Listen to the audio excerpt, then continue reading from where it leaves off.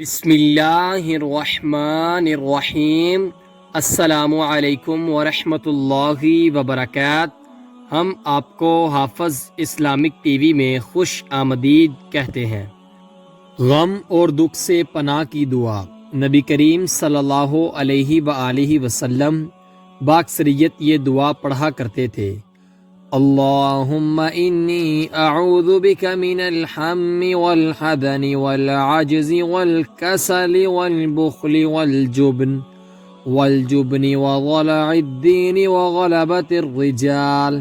اس کا ترجمہ ہے: اے اللہ، میں تیری پناہ مانگتا ہوں غم سے، رنج سے، عجز سے، سستی سے، بخل سے، بزدلی سے، قرض کے بوجھ سے اور لوگوں کے غلب سے۔ اس کی حدیث کا حوالہ صحیح بخاری سے ہے۔